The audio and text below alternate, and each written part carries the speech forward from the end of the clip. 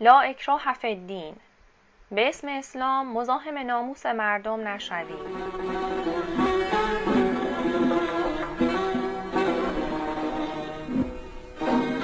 پوشش اجباری علامت دیکتاتوری کمونیستی است.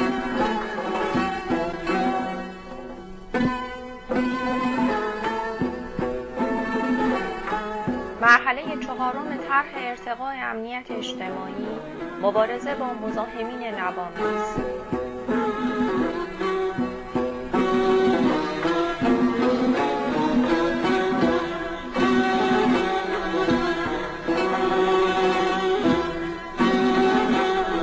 ان الدین عند الله الاسلام. رهن دین اسلام و کتاب خدا حرام است. برای تحکیم دستگاه استبدادی خود از اسلام و قرآن هزینه نکنید. پوشش اجباری علامت دیکتاتوری کمونیستی. لا اکراه فی الدین.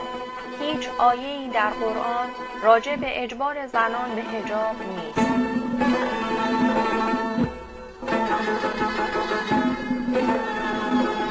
به نام اسلام زنان ایرانی را سرکوب نکنید.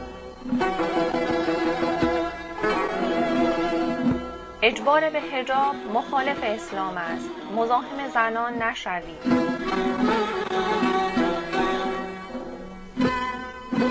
به اسم اسلام مزاحم ناموس مردم نشوید.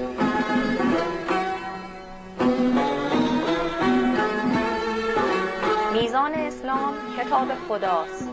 پوشش اجباری در کتاب خدا نیست. به اسم اسلام دروغ نگویید. ان الدین عند الله الاسلام. اجبار زنان به حجاب تحمیلی برخلاف قرآن و برخلاف اسلام است.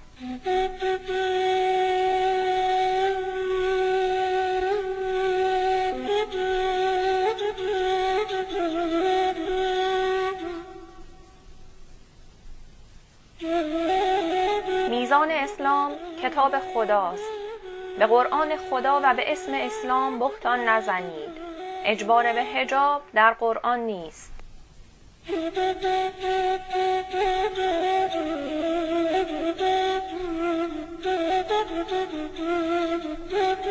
طرح پوشش اجباری و سرکوب زنان سبب وهن اسلام و قرآن است و وهن دین اسلام و کتاب خدا حرام است.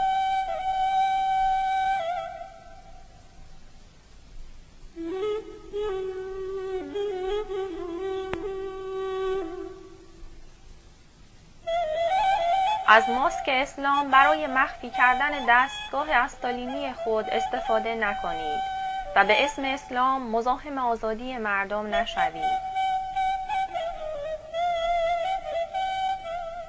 با کارهای استبدادگرانه خود ایمان و اعتقاد مردم را برباد ندهید. مزاحم دین مردم نشوید. به ناموس مردم تعرض نکنید و به اسم اسلام مزاحم ناموس مردم نشوید. وهن دین اسلام و کتاب خدا حرام است.